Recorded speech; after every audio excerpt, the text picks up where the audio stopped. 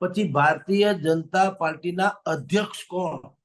Yes, હવે જે JP નડ્ડાને આપણે અત્યારે તો એક્સટેન્શન આપવામાં આવ્યું છે પણ એ કાર્યવાહ તરીકે, પણ હવે ફૂલ ફ્લેજ ભારતીય જનતા પાર્ટીના અધ્યક્ષ કોને બનાવવા એ મુદ્દો પણ આ 3 દિવસના ત્યાં જે ચિંતન બેઠક છે એમાં ચર્ચાવાનો છે.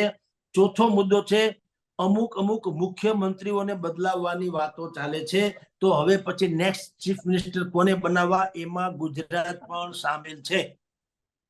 ઓકે. વડાપ્રધાન નરેન્દ્ર Yes. મોદીએ ભૂપેન્દ્રભાઈ પટેલની અનેક વાર સરાહના કરી, એટલે એમ લાગ્યું હતું કે હવે મુખ્યમંત્રી તો ગુજરાતમાં નરેન્દ્રભાઈ બદલાવા માંગતા નથી, ભૂપેન્દ્રભાઈ જ રહેશે.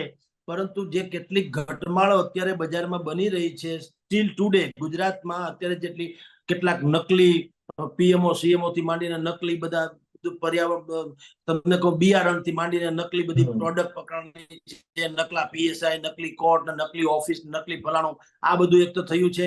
પછી આ બધી જે કઈ કરુણાંતિકાઓ સર્જાણી છે એમાં આપણે જાણીએ છીએ કે જગતને ન્યાય નથી મળ્યો એવું બધા માને છે. અને અનેકો એવી ઘટનાઓ છે કે જેને કારણે, જેમ કે અત્યારે આ પૂરની હમણાં 2 દિવસ પહેલા તમને કહું અમારા પોરબંદરમાં ઘેડ પંથકમાં પાણી ભરાઈ ગયા અને બીજા અનેકો વિસ્તારો પાણીમાં ગુજરાતમાં ડૂબી ગયા.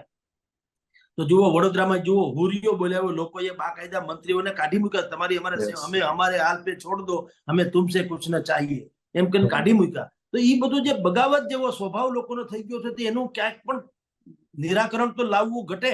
એ નિરાકરણનો એક વિષય એ પણ છે કે કંઈક પ્રધાનમંડળમાં ફેરફાર કરે કોઈ પણ ભોગે.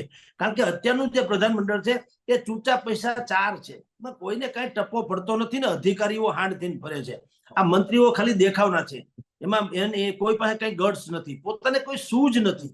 અને છઠ્ઠા મંત્રીનું નામ અડધા ગુજરાતને આવડતું નથી. 2-4 જણા છે એવું આપણને ખબર છે, હકાવ્યા કરે છે, બાકી તો બધા મંત્રી કરે છે હું એ રામ જાણે. એટલે આ બધો એક મુદ્દો એ પણ છે જે કે હવે ભારતીય જનતા પાર્ટીનો રાષ્ટ્રીય અધ્યક્ષ કોને બનાવવા અને જે તે રાજ્યમાં આપણી સરકાર છે ત્યાંના મુખ્યમંત્રીને બદલાવા, તો હવે નેક્સ્ટ સીએમ કોને બનાવવા, આ મુદ્દો પણ ત્યાં